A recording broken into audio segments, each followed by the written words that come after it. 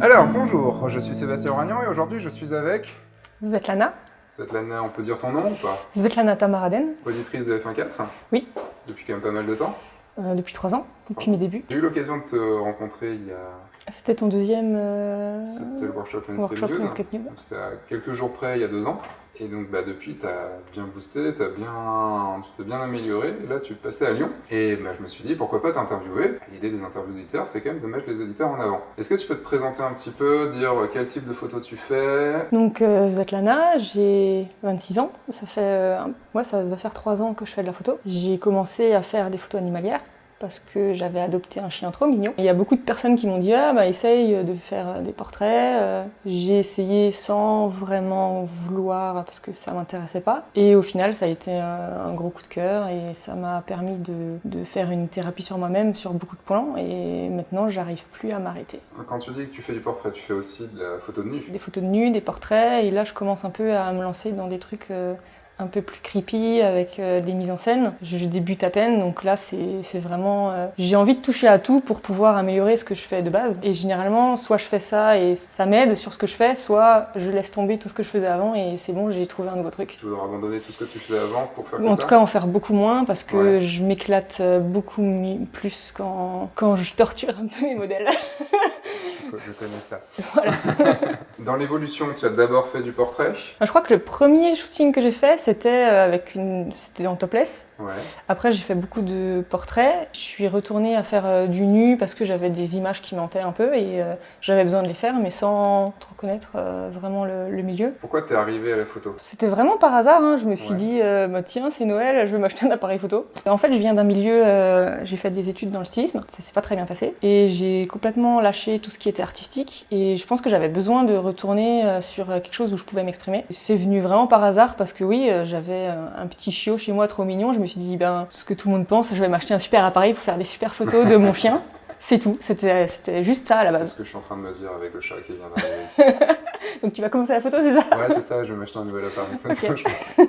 J'en ai eu besoin parce que j'étais devenue quelqu'un qui me renfermait de plus en plus sur moi, qui sortait plus, qui prenait plus du tout soin de moi et qui voyait plus personne. J'étais enfermée dans ma chambre. Le fait d'être obligée de contacter des gens pour tiens, faut que je te prenne en photo, j'étais obligée de reparler, me resociabiliser. Ça n'a pas été trop difficile? Au début, si, c'était très très stressant comme un peu maintenant.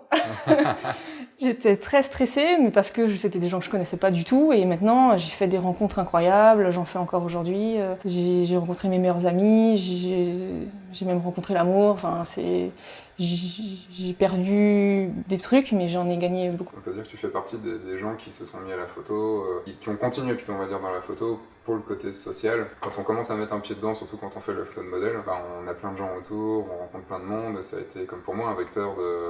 À un moment où on a besoin de rencontrer du monde, c'est une façon de rencontrer du monde. C'est un prétexte, ouais. C'est un beau prétexte en se disant, tiens, vu qu'il va pas vouloir boire un verre avec moi, je vais lui proposer je te fais des photos, comme ça on discute. Et c'était un peu ça, ouais. À quel moment t'as senti cette charnière dans ton boulot, dans ton approche de la photo? À quel moment t'as senti que c'était juste comme ça et puis c'est devenu vraiment quelque chose d'essentiel pour toi? Je me suis aperçue qu'il y avait pas mal de personnes qui me connaissaient bien et qui me disaient en fait t'es devenue éteinte, on te voit plus, tu parles plus. Quand j'ai commencé à vraiment sortir, faire des photos, rencontrer des gens, j'ai vu aussi des personnes ils m'ont vu dans cet état-là et ils m'ont dit tu reviens là, tu redeviens toi-même, c'est bien. Du coup je me suis dit tiens, j'avais pas remarqué que je parlais plus, j'étais plus du tout dehors, fallait que je sois en jogging capuche pour que personne me voie, la plus discrète possible, alors qu'en vrai je suis la première à boire un coup avec tout le monde et à monter sur les tables pour danser. Donc c'est à ce moment-là en fait,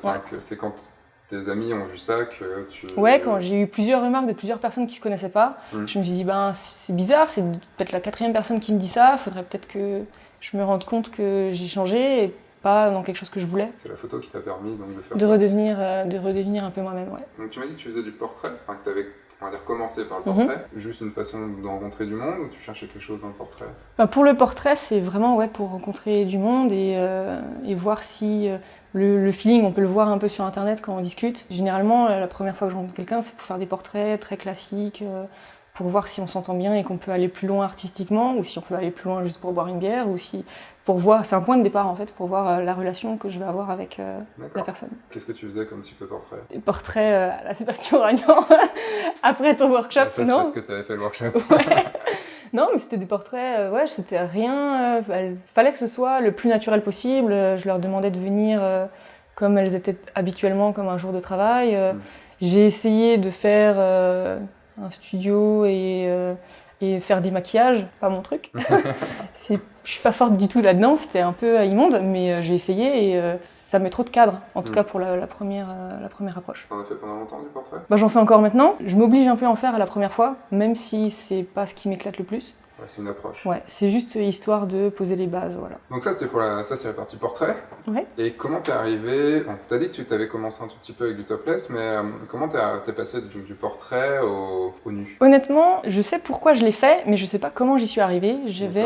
J'avais envie de faire des portraits de nus. Il y avait un urbex intéressant près de chez moi. J'y connaissais rien et je me suis dit, tiens, ça peut être marrant d'essayer un contraste, chose que en fait tout le monde fait ça. La série Les Corps, c'est la première fois que je faisais réellement du nu. Je crois que 6 mois après que j'avais fini toutes les photos, je me suis rendu compte du pourquoi j'avais besoin de faire cette série. À la base, je voulais juste faire un combat entre ce qu'il y a environnemental et le corps. J'essayais de désexualiser la personne, donc pour moi c'est un humain, c'est pas une fille ou un garçon. Je voulais juste montrer qu'il y en avait un qui essayait de manger l'autre. On savait pas lequel. Voilà, ça s'arrêtait là, c'était juste esthétique. Et puis plus tard, après beaucoup de séances de psy, je me suis dit, et après ton workshop d'ailleurs, je t'avais jamais dit, mais après ton workshop portrait, où tu m'avais dit j'ai fait ces photos, je me suis rendu compte après, je me suis dit, mais en fait moi je pensais que c'était des photos juste de nu, soft, jolies, et j'avais beaucoup de retours en me disant, mais tes photos elles sont super dures, on sent, enfin... Il y a des personnes qui étaient mal à l'aise de les voir, je le voyais pas du tout. Et en fait, c'était très très personnel, ça parle de quelque chose que j'ai vécu quand j'étais enfant. J'ai subi des choses pas top. Enfin, j'ai pu en parler, mais j'ai pas pu exprimer ce que je ressentais. J'ai sorti ça comme ça, ouais, au final, la modèle, c'est moi qui essaye de combattre tout ce qu'il y a autour, qui essaye de me faire disparaître. Comment tu les faisais? T'arrivais sur le shooting et tu disais j'ai ça en tête, je vais le faire, ou c'est quand t'arrivais, enfin tu te créais une ambiance et puis tu savais pas trop ce que t'allais faire et t'arrivais? Non, je travaille pas du tout comme ça, je suis très instinctif. Généralement, je connais même pas le lieu avant. Si on arrive, je regarde et je fais ah tiens là ça peut être sympa, on fait ça. Après je donne quelques mots-clés à la modèle et si ça passe bien, je lui fais totalement confiance, je lui dis je parle pas beaucoup. Généralement ça match et c'est ce qui est passé sur cette série. J'ai fait le début de la série, ensuite j'ai eu ton workshop et j'ai voulu retourner exactement au même endroit avec un modèle masculin pour faire la différence et voir mettre un peu en pratique ce que tu nous avais appris. Et j'ai fait exactement la même photo, dans la même pose, et j'ai fait le contraste de l'un à l'autre. Et malgré que ce soit exactement pareil, on voit qu'il y a 6 mois d'écart, enfin qu'il y a eu de l'évolution. Et il y a une série qui s'appelle Muse. Est-ce que depuis tu ne shootes plus que la même modèle? Non, pas du tout. Mais en fait, dans la case portrait, c'est quelque chose qui est renouvelé tout le temps. Okay. La série Les Corps, elle bouge plus, elle est finie, j'arriverai plus à m'y mettre. Comme je l'ai dit avant, la photo, ça m'a permis de rencontrer des gens extra. J'ai eu un énorme coup de cœur pour une de mes modèles, qui s'appelle Mignala. On s'éclate ensemble en faisant des trucs, ça fait maintenant, c'est l'une de mes premières modèles en plus. Et du coup, on fait des trucs, c'est vachement bien quoi. J'ai même pas à lui dire ce que je veux, qu'elle ressort des ressentis qu'elle est même pas au courant. Donc il y a vraiment un truc qui se passe. Et du coup, c'est vrai que je la mets un peu à part parce que pour moi, c'est des photos qui sont encore plus personnelles que le reste. Et puis je me suis dit, sinon il va y avoir que elle en plein milieu des portraits, ça avait pas de sens. Est-ce que tu conseillerais à un photographe de plutôt trouver une personne avec qui ils s'entendent vraiment bien, avec qui ça se passe vraiment bien, et de continuer, de faire souvent des photos avec, ou d'essayer quand même d'essayer de se diversifier, de d'essayer de chercher autre chose avec d'autres personnes, parce qu'il y a le truc aussi, on peut aller plus loin quand on connaît bien une personne, mais est-ce qu'il n'y a pas le risque de s'enfermer? Ouais, je pense qu'il y a le risque aussi de s'enfermer. C'est pour ça que j'ai beaucoup d'autres modèles et je rencontre encore beaucoup de personnes. Mais je sais que quand je suis avec Mignala, je suis lâchée, j'ai pas de barrière, j'ai aucune limite. Du coup, c'est complémentaire. Je pourrais pas ne plus shooter Mignala ou plus shooter d'inconnus. Ouais. J'ai besoin de cet équilibre. Parce que je m'amuse différemment. Est-ce qu'on pourrait dire que tu ne fais pas de nu avec d'autres personnes? Après, je suis très mal à l'aise avec la nudité. Donc du coup, c'est compliqué pour moi de dire hey, salut, tu veux pas faire du nu avec moi? Donc je préfère, même quand on me propose, c'est attends, d'abord on fait du portrait, d'abord on boit quelques thés, et ensuite on réfléchit. D'abord on apprend un peu à se connaître. Ouais, sinon je suis mal à l'aise et je sais que si je suis mal à l'aise, ça se voit. Donc j'en fais moins. Avec Mignala, je sais que je peux faire ce que je veux. S'il y a des loupés, elle va pas m'en tenir rigueur. Alors j'ai un peu la pression avec les autres personnes en me disant elle s'est déplacée, elle me fait confiance, faut impérativement que je lui sorte des photos. Elles le savent pas, mais j'ai beaucoup de modèles qui m'intimident encore aujourd'hui. Ces modèles qui t'intimident, est-ce que c'est pas les mêmes modèles qui sont intimidés maintenant par toi? J'ai du mal à imaginer qu'on puisse être intimidé par moi, donc je sais pas, je leur pose pas la question, non, ça me vient même pas à l'idée. Moi j'ai beaucoup vu, je suis encore très intimidé aussi par rapport à certains modèles ou à certaines personnes et autres, et au final en fait on se rend compte que ouais, mais en fait c'est pareil des deux côtés quoi. Il y a un truc dans tes photos qui m'a bien interpellé. Toi tu dis creepy, mais moi je trouve pas forcément un côté trop creepy des choses, mais plutôt j'ai été surpris par quasi omniprésence, alors, soit de la boue, de la peinture, enfin d'un truc qui salit le corps, qui salit les mains. Pourquoi? Je trouve que ça représente bien toutes les blessures, tout ce qui est caché en fait, j'arrive à le retranscrire. Enfin en tout cas moi je le vois comme ça, en salissant le corps ou les mains ou quelque chose de noir. Normalement c'est péjoratif.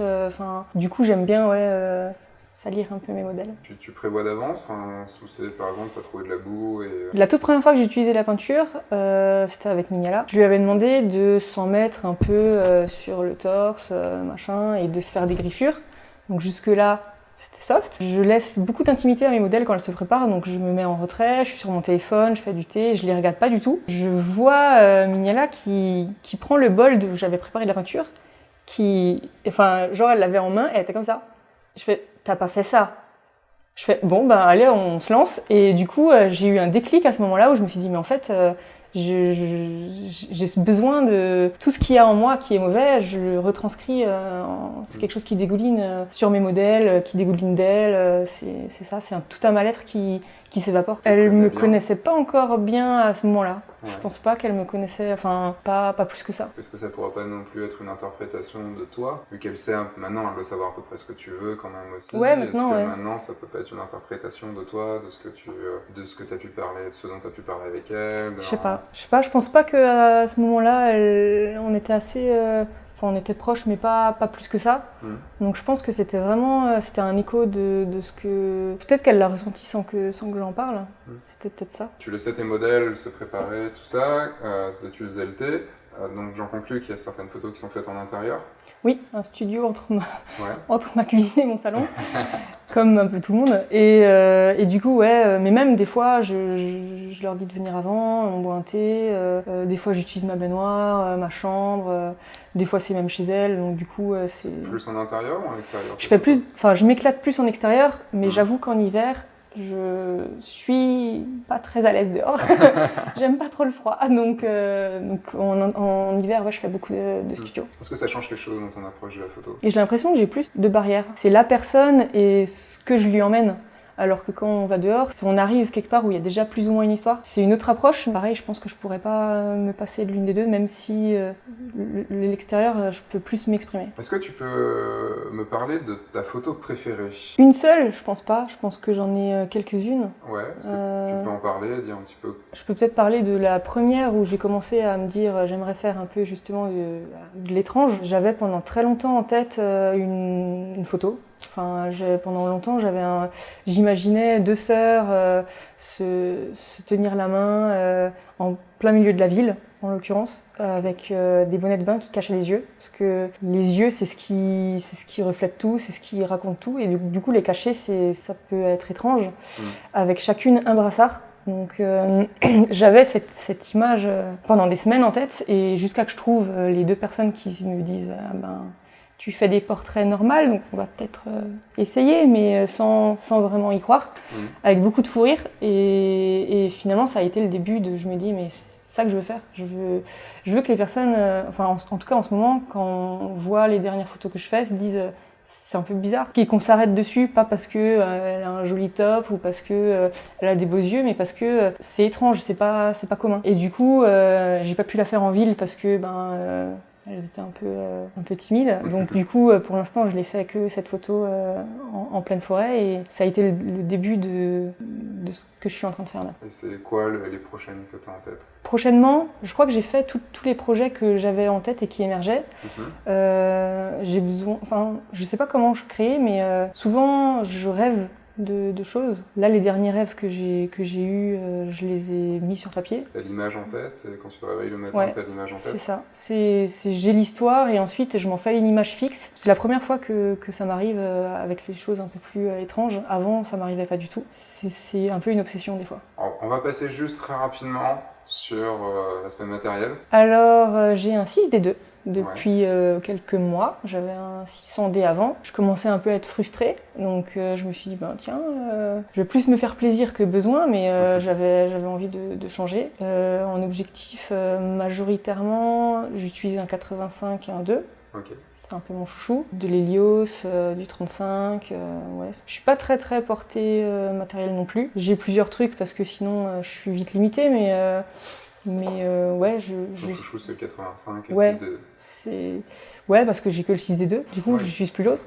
Le 85, parce que ça fonctionne bien avec la distance que j'ai envie d'avoir avec la modèle, et le rendu, je le trouve bien. Donc, que de la lumière naturelle. J'ai un réflecteur que j'utilise pas tout le temps. En studio, j'ai des lumières continues dégueulasses. Mais j'ai que ça, donc ouais, pour l'instant j'ai que ça. Je suis pas encore suffisamment à l'aise avec la lumière pour pouvoir investir là-dedans. Alors au niveau post-traitement, je suis à 95% en Lightroom, pardon, 95%. 95%. Oui, c'est ça. Ouais, 95%, je suis à Lightroom, et Photoshop, je l'utilise. J'ai appris avec tes formations sur internet, mais je sais pas, j'en reçois pas le besoin en fait. Ouais. Je sais faire des choses, mais Lightroom me suffit pour ce que je veux faire. Quand j'assemble des images, des fois il y a la même modèle sur la même, plusieurs fois. C'est tout. Sinon, faut que le post-traitement soit rapide. Et juste pour savoir, tu shootes à peu près tous les combien de temps? Je suis un peu une marathonienne. Je sais pas, si j'ai une semaine de vacances, j'ai 4-5 personnes par jour. Si je travaille, j'ai 2-3 personnes par semaine. Après, j'ai des périodes où je fais un peu moins. Là, je suis dans une période un peu moins parce qu'il fait trop chaud. Mais sinon, ouais, je shoote beaucoup. Faut savoir, t'aimes pas le froid, il fait trop chaud. Ouais, mais là, on est vraiment dans la semaine... Oui, ça commence à se voir sur nous d'ailleurs.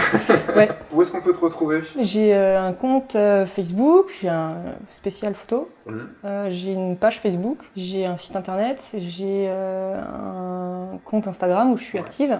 Okay. Et c'est tout, c'est déjà pas mal. Tu préfères qu'on te contacte par où? Si on contacte par Facebook, c'est plus facile pour écrire, parce que Instagram c'est sur le téléphone et j'écris très mal. Mais sinon, ouais, sur Facebook, je suis assez active et assez... Je réponds assez vite de toute façon. T'aimes bien les réseaux sociaux? On n'a pas le choix, c'est à double tranchant, mais je rencontre majoritairement des gens. Je crois que sur la centaine de modèles que j'ai eu, j'en ai eu 2 où j'ai dit « Ah, toi, dans la rue, je te donne ma carte », donc j'en ai besoin. D'ailleurs, juste une question, ça me fait penser à une question. Tes modèles, c'est toi qui vas les chercher? Tu les abordes sur Facebook? C'est sur Facebook, c'est majoritairement... Ouais, moi qui les contacte. Peut-être un peu moins maintenant parce que je commence à avoir des gens qui reviennent. Donc du coup, je contacte les nouvelles personnes et ensuite elles reviennent vers moi quand elles ont envie de faire quelque chose. Je dois dire souvent non parce que j'ai trop de personnes et j'ai pas mal de personnes qui commencent et ou alors qui ont fait un seul shooting Et je suis pas à l'aise du tout et j'arrive pas à les... Je suis pas très douée à mettre les gens à l'aise. Ouais, et puis pour ce type de photo, ouais. il vaut mieux des gens qui sont déjà un peu habitués plutôt que... Donc du coup, c'est... Mais sinon, non, ça se passe bien. T'as pas peur de contacter les gens? Non, non, ça va. Au début, j'avais très peur, mais maintenant, des fois, il y a une ou deux personnes que je me dis... elle va pas dire oui, et au final, elle me contacte, donc ça tombe très bien. Ravi d'avoir fait découvrir ton travail et en avoir aussi appris un peu plus, parce qu'il y a des choses que j'ai apprises pendant cette entrevue. Merci à toi pour cette entrevue. Et juste maintenant, on a le chat qui arrive. Miaou.